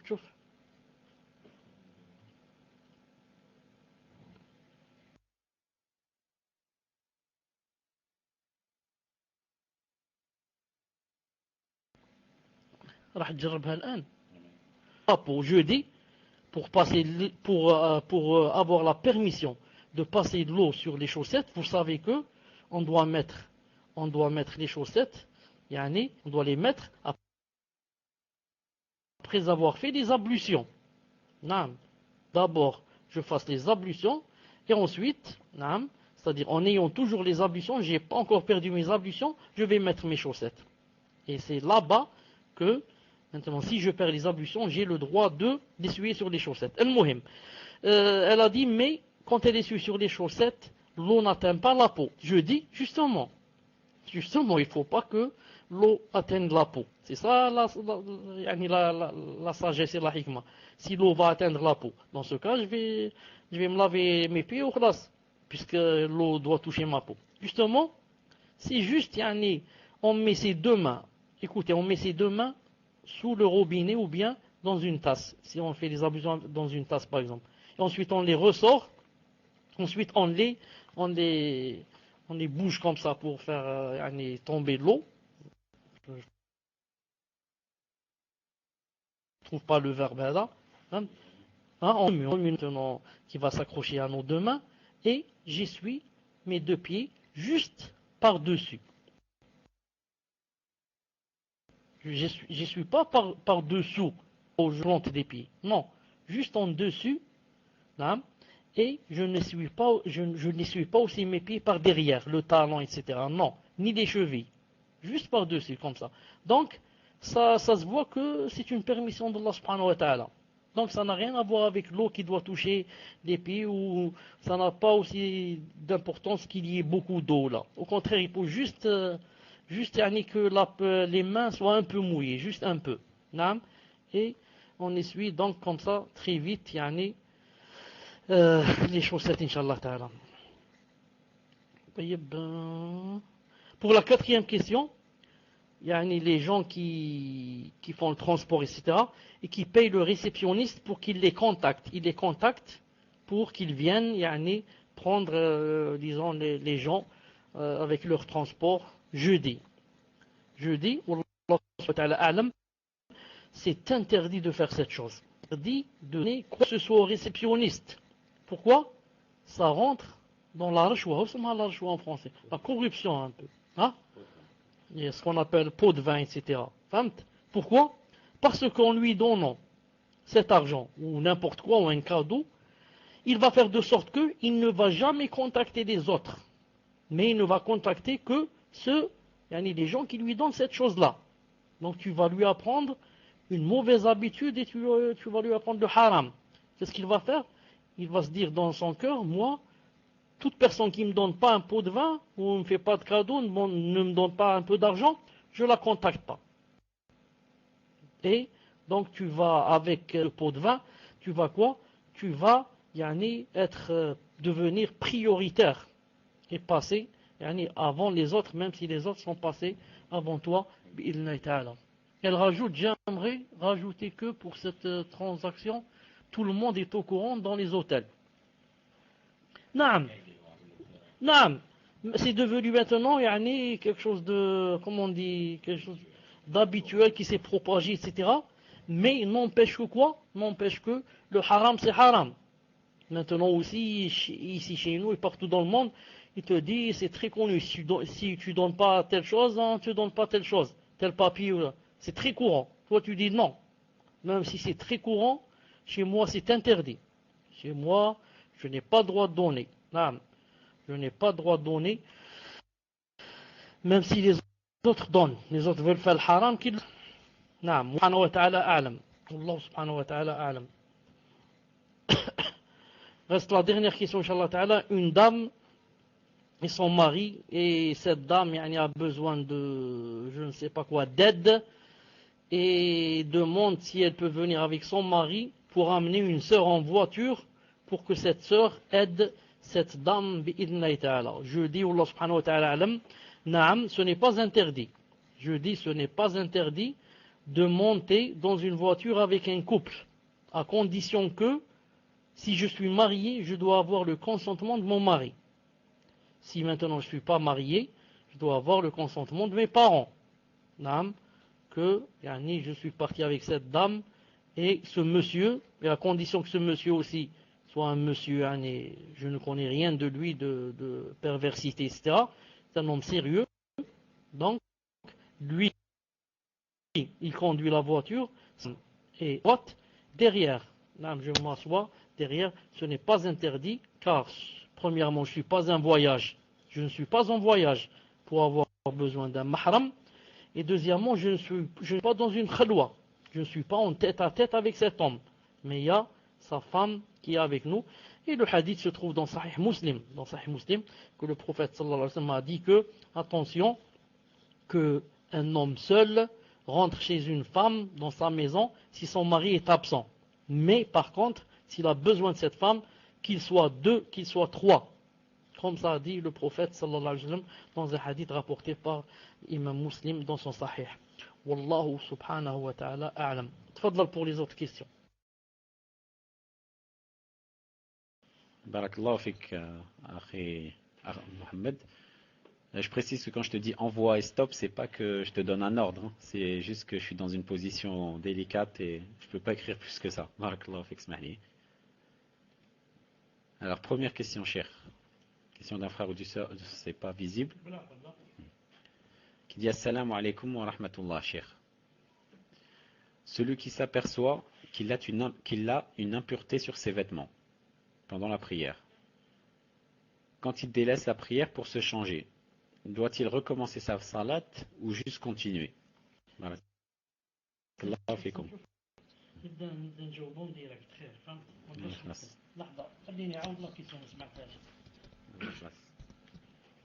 Mohamed, est-ce que tu m'entends bien comme ça?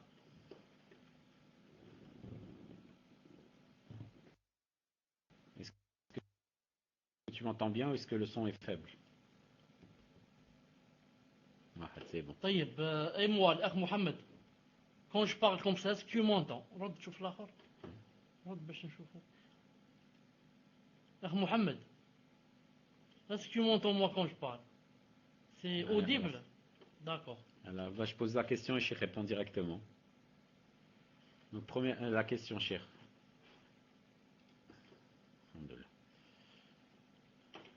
Salam alaikum wa rahmatullah cher. Celui qui s'aperçoit qu'il a une impureté sur ses vêtements pendant la prière. Quand il délaisse la prière pour se changer, doit-il recommencer sa salat ou juste continuer? Donc est-ce qu'il continue ou il s'est arrêté? Il doit tout recommencer. Barakallahu fikum. Mohamed, est-ce que tu entends, Inch'Allah, pour la réponse?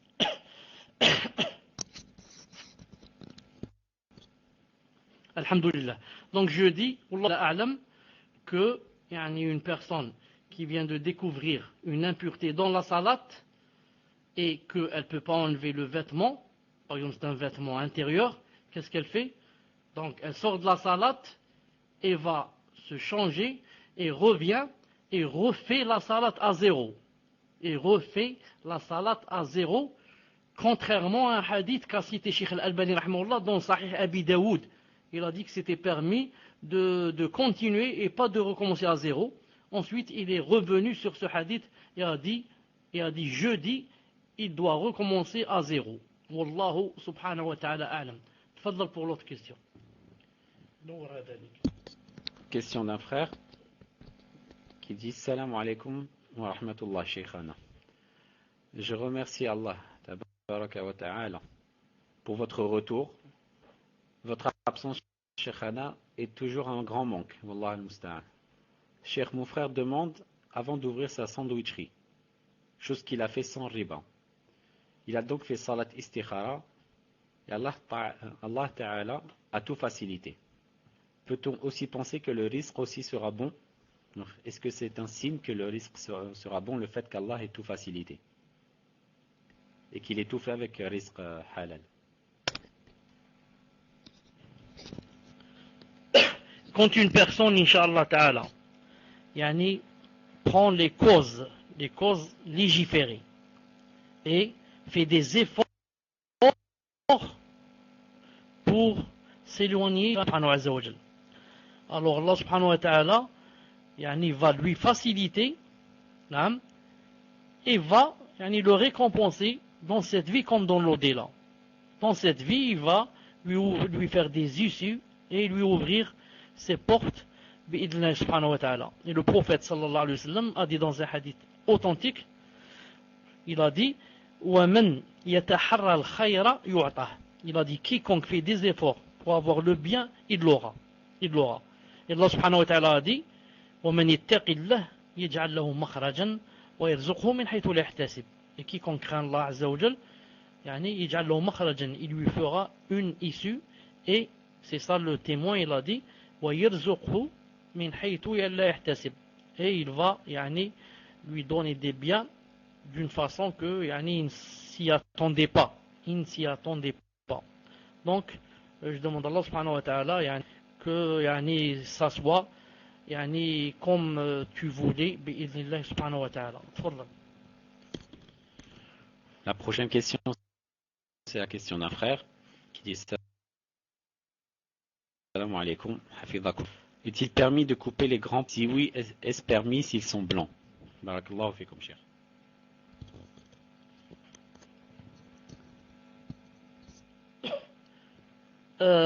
Pour les poils qui sortent du nez, je pense, Wallah subhanahu wa ta'ala alam, car je parle d'une façon générale, comme dit Cheikh Ibn Uthaymin, rahimahullah, il dit que même les poils des sourcils, par exemple, des sourcils, là. Par exemple les poils des sourcils, vous savez que les épiler, c'est haram. Ça ou là? Les épiler, c'est haram. Mais poils ou un cheveu, des sourcils par exemple, qui descend vers le bas au point où il commence par exemple à nous gêner. Nous gêner, par exemple, pour la vue. À chaque fois, on l'enlève, bi'idhnillah subhanahu wa ta'ala. Ça me rappelle ce qu'a dit une fois Cheikh Ibn Uthaymin, rahimahullah. Il a dit une fois, c'était le moment de savoir si c'est la lune. Est-ce qu'on a vu la lune pour le ramadan ou on ne l'a pas vu? Il a dit que tous les gens avaient dit qu'il n'y a pas de lune. On a vu, il n'y a pas de lune. Il a dit, sauf une personne a dit, moi j'ai vu la lune. Et subhanallah, cette personne était presque aveugle, avait une vue très faible. Et le juge s'est étonné, il a dit comment, subhanallah, les gens qui voient bien n'ont pas vu la lune, celui-là qui a une vue faible a vu la lune. Il l'a appelé, il lui a dit qu'est-ce que tu as vu? Il lui a dit j'ai vu la lune. Il lui a dit comment, tous les gens ne l'ont pas vu? Il a dit et moi je mens quand j'ai dit que je l'ai vu. Il lui a dit d'accord, viens on sort dehors et montre-moi la lune. Ils sont sortis dehors. Il lui a dit regarde là-bas, elle est là-bas, je la vois. Le juge a regardé, il n'y a pas de lune. Il a dit où est-ce qu'elle est cette lune? Il a dit moi je la vois, elle est là-bas. Ensuite, Cheikh Ibn Uthaymin a dit que ce juge était intelligent. Il a regardé comme ça sous l'œil de cet homme. Il a trouvé qu'il avait un poil ou un cheveu blanc, des sourcils qui lui descendaient sur l'œil. Il a cru que, en voyant ça, il avait vu la lune. Ensuite, il lui a dit va te couper ce cheveu, va enlever cette lune qui est sur ton œil. Quand on a des poils ou des cheveux qui sortent comme ça, du nez qui commence vraiment à dépasser, on peut, Inch'Allah, même s'ils sont blancs. Quatrième question d'une sœur qui dit Assalamu alaikum, cheikh. Je suis une sœur de France et je vis et tous dans le din, alhamdoulilah. On a tout arrêté, études, travail, etc. Mon père n'arrive pas à accepter ça. Il nous dit qu'on est grand et qu'on doit aider, parce qu'il est dans une mauvaise situation financière. Et il nous le répète tous les jours. Il n'arrive pas à accepter qu'on ne fasse rien à cause du din. J'ai quelques contrats encore en cours, notamment auto-école. Et mon père ne peut pas me les payer. Donc puis-je travailler dans le nettoyage, car c'est le seul travail qui accepte le djilbab. Sachant que la patronne est une arabe et que les endroits dans lesquels je nettoie sont vides. Apparemment la phrase continue mais je l'ai pas. Donc si c'est quelque chose d'important, tu me l'envoies sinon. Naam, Inch'Allah ta'ala, bi'idhnillah ta'ala. Il n'y a pas de problème, surtout que ce nettoyage ou là ne se fait pas chez les kuffars. Si c'est chez un kafir, un musulman qui va faire le nettoyage, il va s'avilir. Un peu une sorte d'humiliation. Mais elle a dit une dame musulmane, ça. Mais une arabe. Non. Quand c'est entre arabes ou entre musulmans, Inch'Allah ta'ala, il n'y a pas de problème. Surtout, on n'est même pas obligé de demander à cette arabe si elle est musulmane ou pas. C'est pas, on est obligé d'aller demander à la personne s'il est musulman ou pas, surtout que, sachant qu'il est arabe et qu'en général les arabes sont musulmans, donc je me base sur cette chose et je me suffis. Surtout que aider les parents financièrement, ça joue un grand rôle. Et vraiment les aidant, on loin de nous des problèmes et on attire, alhamdoulilah, on attire le ravissement des parents envers nous, bi'idhnillah ta'ala. Wesh zid, Inch'Allah ta'ala. Il y a une suite que je ne peux pas lire. Tfadl, Majid. Khaled, il n'arrive pas à accepter qu'on ne fasse rien à cause du din. Qu'est-ce que ça fait partie du din de tout arrêter, de tout... Non, mais aussi ça ne fait pas partie du din d'arrêter ses études et aussi d'arrêter le travail. Mais on essaye de trouver quelque chose de halal. On essaye de trouver quelque chose de halal. Ce n'est pas à cause d'un kafir que je ne vais pas travailler ou que je ne vais pas étudier, je vais rester analphabète. Je vais faire tous mes efforts pour obéir à Allah subhanahu wa ta'ala et faire de sorte que j'étudie. Quand c'est difficile, je fais des causes pour m'éloigner le maximum. Je m'éloigne au maximum. Pas que des fois, je me trouve vraiment dans la contrainte et que je dois craindre Allah subhanahu wa ta'ala au maximum. Je crains Allah. C'est tout ce que je peux craindre, c'est d'être un peu loin des hommes, c'est d'être habillé de telle et telle façon, et comme ça, temporairement, jusqu'à ce que Allah subhanahu wa ta'ala m'aide et me fasse une solution. La meilleure solution, comme vous devez savoir, c'est de quitter le pays, quitter le pays des kuffars vers un pays musulman où j'adore Allah subhanahu wa ta'ala en toute liberté. J'adore Allah subhanahu wa ta'ala en toute liberté. Vous savez, chez les parents, c'est inacceptable que quelqu'un quitte ses études à cause du din ou alors qu'il ne travaille pas, peut-être les parents sont financièrement faibles. Ils n'acceptent pas ça. C'est pour ça qu'on doit faire beaucoup d'efforts pour essayer de trouver une solution pour faire rentrer de l'argent, de l'argent halal. Donc la fin de la phrase, Cheikh, mais je pense que ça va conforter le hukm, mais ça ne va pas l'annuler. Elle dit, sachant que la patronne est une arabe et que les endroits où je nettoie sont vides et on ne nous voit pas. Alhamdulillah, j'ai répondu à la question. Donc au contraire, ça appuie le hukm. La question du frère qui dit Assalamu alaikum. Une personne qui a commis un grave péché lors de sa jeunesse et qui a par la suite accompli son hajj, doit-elle tout de même se repentir spécifiquement pour cet acte grave ou le fait d'avoir accompli son hajj lui aura suffi? Cheikh, en fait, c'est par rapport au hadith qui dit que celui qui fait le hajj, il redeviendra lorsque sa mère l'a enfanté. Donc est-ce que ça annule les grands péchés aussi? Est-ce que ça efface les grands péchés ou pas? Est-ce que c'est une preuve que les grands péchés sont effacés ou pas? Pour le hajj, Inch'Allah ta'ala, ça annule les grands péchés à condition que ce soit des grands péchés entre la personne et Allah subhanahu wa ta'ala. Que ce soit des grands péchés entre Allah subhanahu wa ta'ala et entre la personne et Allah subhanahu wa ta'ala. Mais pas des grands péchés entre une personne et une autre. Si je vole une personne, même si je vais au hajj, j'ai toujours ce péché, jusqu'à ce que je rende la chose volée à la personne. Et je lui demande pardon. C'est là que Allah subhanahu wa ta'ala va me pardonner. Mais tous les péchés que j'ai faits entre moi et Allah subhanahu wa ta'ala, ces péchés-là, seront, Inch'Allah ta'ala, absous. Et n'existeront plus d'après le hadith que la tawba annule ce qui l'a précédé. Mais bien sûr, il faut que j'ai dans le cœur l'intention que je vais au Hajj pour que Allah Ta'ala m'annule mes péchés et que je revienne comme le jour où Allah subhanahu wa ta'ala, où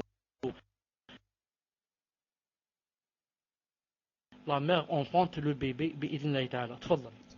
Qui dit salam alayka ya Cheikh. Je voudrais savoir si on pouvait dire assalamu allahu alaykum ou salamullah alaykum. Car j'ai entendu des mashayikh le dire, walakin je voudrais une preuve de cela. Hayakum Allah wa barakallahu fikum. Wa baraka fikum. Naam, les savants ont dit que ça se disait. Naam, j'ai lu une fatwa, si j'ai pas oublié de Cheikh Ibn Uthaymin rahimahullah, mais je l'ai pas là devant moi, naam, ou un grand savant, un autre, je ne sais plus qui, il a dit que ça se disait, il a dit salam alaykum, ou bien la formule ici qui vient de dire ici, c'est salamullahi alaykum. Toutes ces formules-là se rapprochent et ont le même sens. Quand tu dis salam alaykum ou bien salamullahi alaykum, c'est quoi? C'est le même sens, bi'idhnillahi ta'ala. C'est pour ça que c'est permis, j'ai lu ça, chez des grands savants qui ont dit que c'était permis, bi'idhnillahi ta'ala. Tfadlal.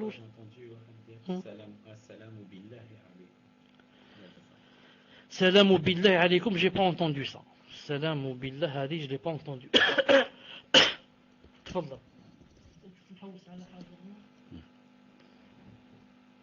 Une seconde. Je passe à la prochaine question. Question d'une sœur qui dit assalamu alaykum wa rahmatullahi wa barakatuh. Ma question est la suivante. Est-il permis de ramener des enfants d'une sœur ne pouvant pas les ramener juste cette année? Alors je me suis demandé si cela était haram de les amener, sachant que c'est une école maternelle mécréante d'une autre sœur, ne pouvant pas les ramener.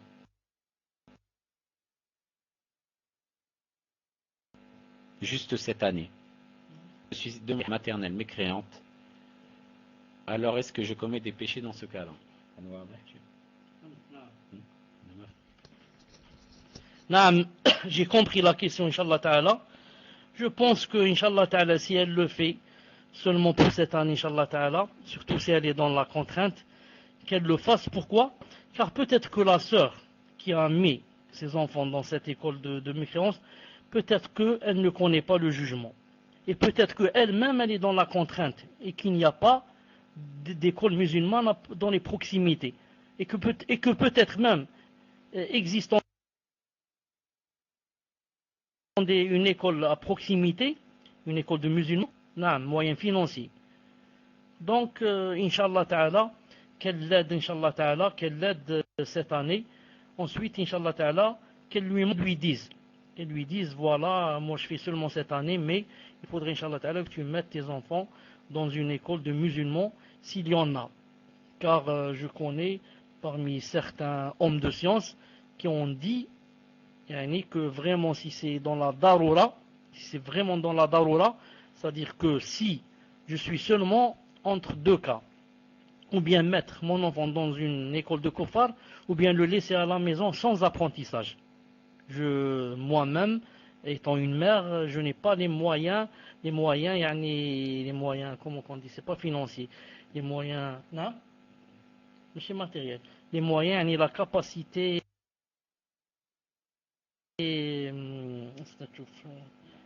d'instruction, disons, d'instruction intellectuelle. Il y a des mères qui n'ont pas ce niveau.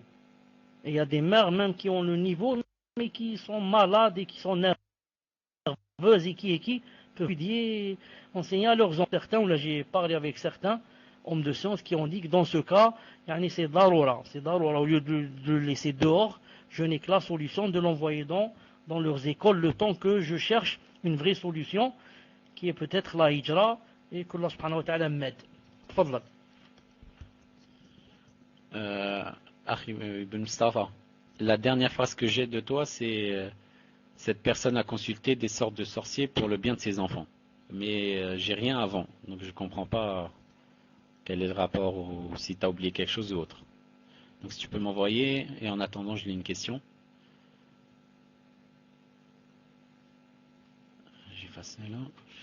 Assalamu alaikum, cher. Est-ce que celui qui ne prie pas est-il considéré comme mécréant, même s'il est né de parents musulmans? De plus, j'ai entendu Cheikh Al-Uthaymin dire qu'il était mécréant de la personne. Donc, est-ce que vous pouvez m'éclairer? La personne qui est née musulman, de parents musulmans, est-elle, si elle arrête la prière, ou si elle ne prie pas, est-elle considérée comme mécréante, ou est-elle toujours musulmane?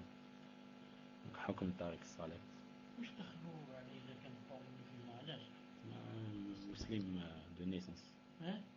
Qui ولا ما يصليش كاع يولي كافر ولا يقعد مسلم ولا اصلا ماهوش مسلم. Un enfant de souche musulman, un enfant de souche musulman est un musulman jusqu'à ce qu'il devienne pubère.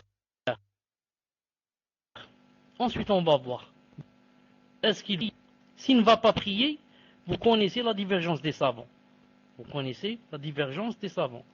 La plupart qui disent que il est toujours musulman tant qu'il n'a pas renié la salat. Et les autres, comme Cheikh Ibn Uthaymin et beaucoup d'Arabie Saoudite, qui disent qu'il est devenu mécréant. Donc là, comme j'ai dit, il y a quoi? Il y a une divergence. Mais c'est à partir du moment où il devient pubère. Et à partir du moment où il devient pubère, il n'y a plus de différence entre lui et toute autre personne, même qui n'est pas de souche musulmane. Toute autre personne qui n'est pas de souche musulmane, devenue pubère, est-ce qu'elle est rentrée en islam et a commencé à prier ou pas? Donc ici, il n'y a plus de différence. Non. Et vous connaissez la divergence pour la personne qui est devenue pubère et qui ne prie pas. Elle est devenue kafir. Tfadlal. Prochaine question, question d'un frère qui dit Assalamu alaikum. Il est rapporté par Muslim, hadith 3198. Alayhi wa sallam a dit Allah, puissant et grand, empoignera ses cieux et ses terres dans ses deux mains. Puis en pliant et en déployant ses doigts, il dira Je suis Allah, je suis le roi. Et Abdullah ibn Omar d'ajouter Alors j'ai vu la tribune bouger de son extrémité inférieure, et si violemment que j'étais sur le point de demander est-ce qu'elle, c'est-à-dire la tribune, va s'écrouler sous le messager d'Allah sallallahu alayhi wa sallam. C'est quoi la tribune dans le hadith en arabe? C'est quoi la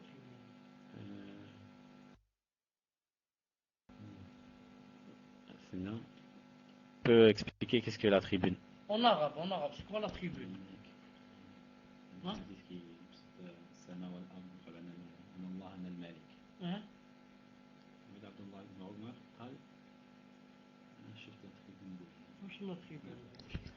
أخي سي لا تنجموا تشوفوا حديث مسلم شيخ كلمة لا تريبين ما نعرفهاش.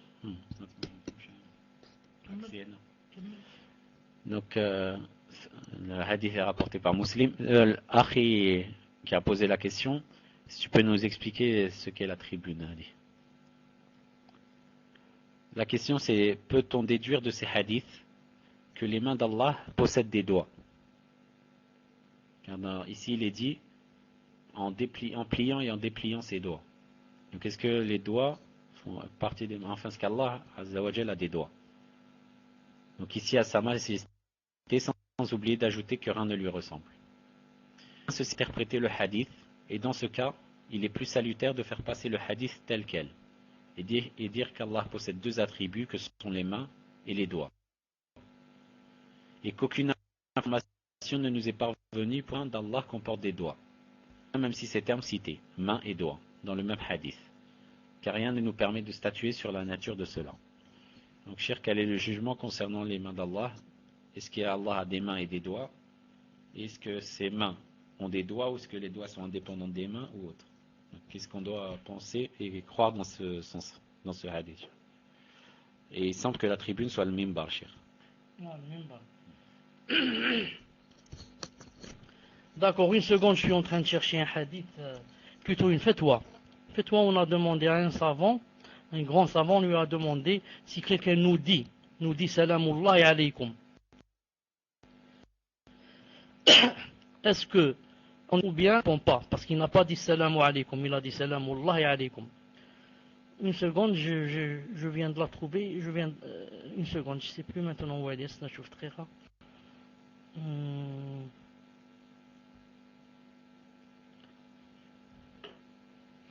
Une seconde. طيب احبس. نعم. c'est dans le Maktaba Shamila. رجعت شوف نشوفه. Dans le Maktaba Shamila que je vous avais dit que يعني tout talib ilm devait avoir cette Maktaba bibliothèque يعني sur son ordinateur. Il est dit dans une film de Ramli, Shafi'i, l'un des grands savants Shafi'i. On lui a posé la question, قال عمن قال pour une personne qui a dit سلام الله عليكم السلام عليكم هل يجب بهذا الرد. Vous savez que quand quelqu'un nous dit salam alaykum, c'est obligé de lui répondre, de lui dire wa alaykum salam au moins. Quand je dis c'est obligé, ça veut dire si on ne lui répond pas, on a des péchés. Mais maintenant on a dit à ce savant, mais si la personne dit salamullahi alaykum, c'est-à-dire elle n'a pas dit salamu alaykum, mais salamullahi alaykum, est-ce que aussi on doit lui répondre et on a des péchés si on ne répond pas? Non. Il a dit فأجاب بأنه يحصل بالصيغة المذكورة سنة ابتداء السلام. Il a dit c'est permis à la personne qui a dit salamullahi alaykum, c'est permis qu'elle dise, qu'elle emploie cette formule isna. ويجب, et c'est obligé, rad, c'est obligé de lui répondre. Il a dit c'est comme ça, yani dans notre fiqh, bien sûr, Shafi'i, il a dit le fait de dire comme ça c'est sunna, il y a aussi obligation de lui répondre. Il a dit salamun alaykum, salamun alaykum, yani sans dire salamullahi alaykum, salamun alaykum. Il a dit c'est aussi une sunna de commencer comme ça, et aussi on doit lui répondre bi'idnillahi ta'ala. Donc c'est comme ça yani la fatwa, même si yani il n'a cité yani aucun hadith bi'idnillahi ta'ala. Ça c'est connu yani, en arabe que yani, ça a le même sens, donc il s'est basé sur l'arabe bi'idnillahi ta'ala. Maintenant je reviens à la question où la personne a parlé des mains d'Allah et des doigts, etc.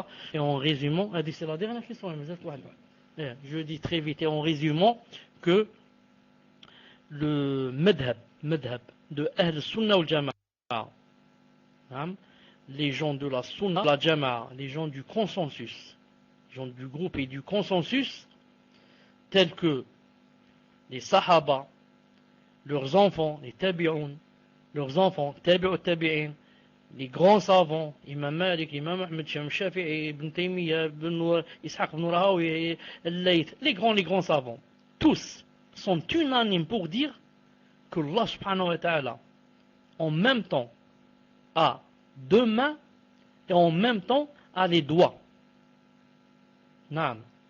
Avec des dalils on ne peut plus clair, des versets et des hadiths authentiques. Des versets et des hadiths authentiques. Et cette chose, je vous l'ai enseigné plusieurs fois pour ceux qui sont anciens sur ce salon. Et vous pouvez revenir sur le site, sur l'Aqida Tahawiyya.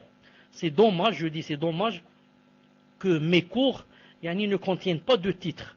Quand quelqu'un va rentrer dans l'Aqida Tahawiyya sur le site, il n'y a pas où, par exemple c'est écrit, ici c'est le cours des mains, le cours des yeux d'Allah, le cours de la descente d'Allah. C'est dommage qu'il n'y a pas.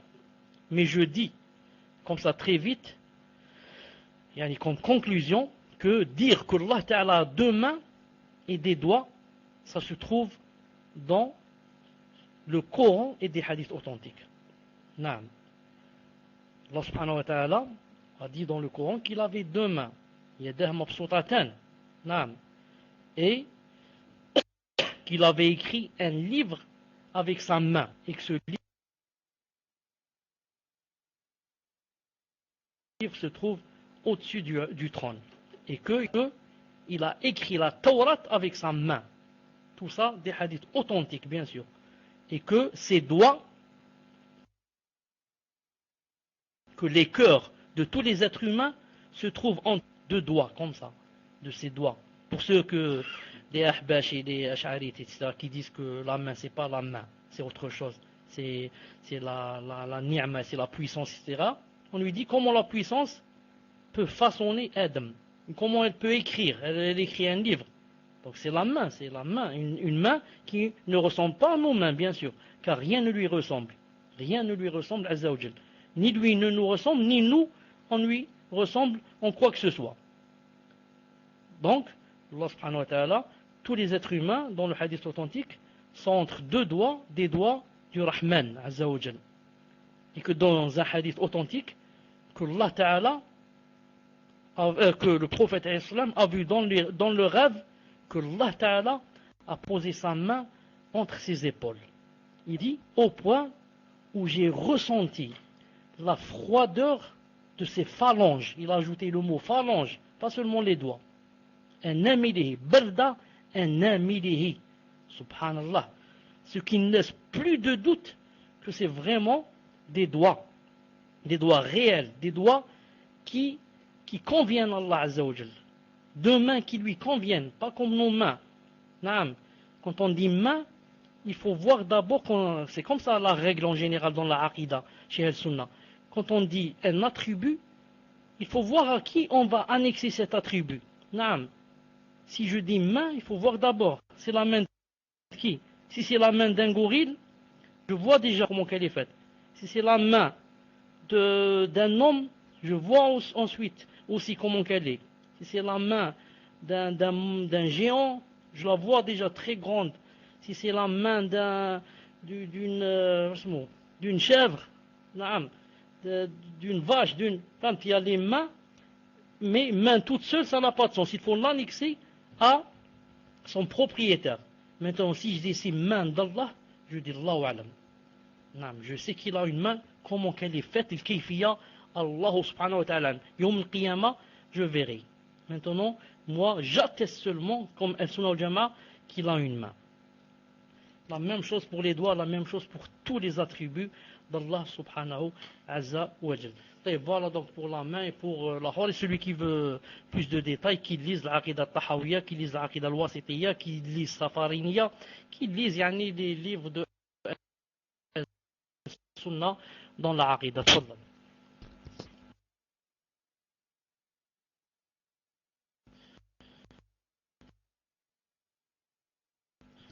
Donc la dernière question pour aujourd'hui. Bonsoir. Question d'un frère qui dit Assalamu alaikum Cheikh. D'abord je voulais vous dire que nous vous aimons beaucoup en Allah. Et cela fait longtemps que nous vous écoutons. Nous n'étions pas dans le Minhaj il y a presque 4 ans. Et par votre intermédiaire nous l'avons connu. Et nous avons fait connaître à d'autres personnes. Donc je demande à Allah Ta'ala qu'il vous récompense et qu'il vous donne à tous, à vous et à votre famille Firdaus. Ma question, vous y avez déjà répondu je crois à cette question, mais nous préférons la reposer. Elle concerne les chèques cadeaux de Noël. Peut-on les utiliser, ces chèques de Noël, qui sont destinés aux enfants, barakallahu fikum. Bien sûr, je précise que c'est pour acheter autre chose que des cadeaux de Noël. Barakallahu fikum. Je dis à toutes ces éloges, et je demande à Allah subhanahu wa ta'ala qu'il nous donne la sincérité, et qu'il raffirme nos cœurs, rencontre ravi de nous, car le chemin est long et personne ne sait combien il va vivre encore, et il y a beaucoup de fitna, de tous les côtés, et donc chaque jour qui passe, quand la personne va dormir le soir, elle doit dire alhamdulillah que ça s'est bien passé aujourd'hui, que alhamdulillah Allah subhanahu wa ta'ala m'a aidé. J'ai pas fait des grands péchés, enfin, j'ai pas volé, j'ai pas fumé la drogue, j'ai pas fait la fornication, c'est déjà quelque chose si j'ai pas fait des grands péchés avec toutes ces fitnas qu'il y a. Donc le chemin est long, la personne ne sait pas comment qu'elle va mourir. Non. Peut-être qu'elle va vivre 20, 30, 40, 50 ans, je sais pas Allah. Donc il faut avoir peur, C'est pour ça que j'ai dit chaque jour qui passe, la personne dit alhamdulillah le soir quand elle va au lit, elle dit alhamdulillah, aujourd'hui, ça c'est bien, Allah m'a aidé. pourvu que je demande à Allah qu'il mette demain, car je ne sais pas ce qui va se passer demain, surtout jeudi, comme partout c'est difficile. Mais peut-être chez vous c'est plus difficile, mais en même temps, quand c'est plus difficile, ça veut dire que quand vous patientez, vous avez plus de récompenses que nous. Non. Plus vous patientez, c'est difficile pour vous, plus les récompenses sont plus grandes par rapport à une personne qui n'a pas de difficulté. C'est un peu comme la personne qui a bu de l'alcool des années et des années. Maintenant, elle a arrêté et elle a toujours des envies. Et elle fait un combat à elle-même pour ne pas boire. Celle-là a plus de récompenses que la personne qui n'a pas envie de boire jamais à l'alcool. Alhamdoulilah, elle a des récompenses pour l'avoir arrêté, mais elle n'a pas autant que la personne qui a envie et qui fait des efforts tout le temps pour ne pas boire. Je donne un exemple de l'alcool. Sinon, tous les autres péchés rentrent dans cette chose. C'est la même chose. Al-Muhim, je reviens jeudi. C'était quoi la question, Fkarni? C'était quoi la question? Pour les chèques. Naam, j'ai répondu à ça. J'ai dit une fois, Inch'Allah Ta'ala, que comme a dit Cheikh Ben Uthim Rahimahullah, il a dit, si on reçoit un cadeau ou de l'argent ou là pendant leur fête religieuse, et si c'est pas quelque chose qui se mange, comme ici, de l'argent ou là, surtout que des fois cet argent est versé automatiquement dans le compte, il a dit, on va voir la relation, s'il a relation avec le fait que ils vont ressentir ce qu'on appelle l'izza, ils vont ressentir, comment on dit l'izza en France? Ils vont ressentir combien de la fierté, etc., de la supériorité sur nous ou pas.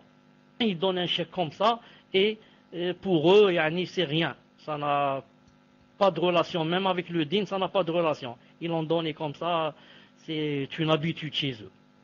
C'est comme ça qu'a dit Cheikh Ben Uthim Rahimahullah. Il a dit, si maintenant je prends ça et que le kafir, ça va le raffermir dans sa religion. Ça va le rendre supérieur. Il va dire, vous voyez, les musulmans, ils ont besoin de nous. Nous, on leur donne les cadeaux, etc. Sinon, dans ce cas, il a dit, c'est interdit de prendre. Mais si maintenant, eux, ils ont donné ça par habitude, c'est tout. Même eux, ils ne pensent pas que c'est de leur religion. Il a dit, dans ce cas, puisque ça ne se mange pas, il a dit, Inch'Allah Ta'ala, c'est permis. Wallahu subhanahu wa ta'ala alam.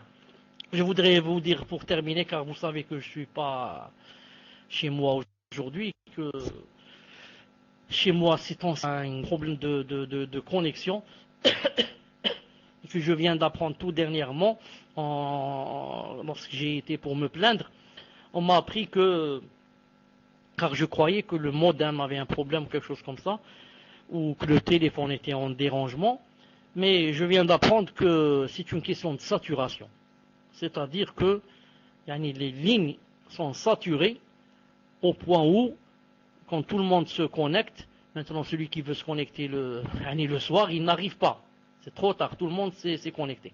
Donc maintenant, la ruse serait de se connecter du matin. C'est pourquoi que maintenant, pour le prochain cours qui sera au mercredi, j'essaierai de me connecter vers Salat al-Dhuhr. Quand je dis de me connecter, c'est-à-dire, c'est pas d'ouvrir. Et ensuite, Inch'Allah Ta'ala, la connexion normalement, elle va rester jusqu'au soir. Et le soir, Inch'Allah Ta'ala, on se rencontre, Inch'Allah Ta'ala, samedi sur le salon. Maintenant, si entre-temps, vers 18h ou 19h, ou là, il n'y a pas eu d'électricité, il y a eu une panne, donc déconnexion, si je déconnecte, ça veut dire que je ne peux pas me connecter, jusqu'à ce que Allah subhanahu wa ta'ala nous fasse une solution. Donc, barakallahu fikum, excusez-moi, je suis pas chez moi, je suis invité. Donc, je dois vous dire, c'est Inch'Allah Ta'ala. Et on va se rencontrer, Inch'Allah Ta'ala, samedi, bidna Ta'ala, s'il y a connexion. D'ici samedi, Inch'Allah Ta'ala, puisse Allah subhanahu wa ta'ala nous aider à ramener nos cœurs sur la vraie voie, sur ce qui attire son ravissement, Azza wa Jal. Subhanak Allahumma bihamdik, ashhadu an la ilaha illa ant, astaghfiruka wa atubu ilayk. Wassalamu alaikum wa rahmatullah wa barakallahu fikum.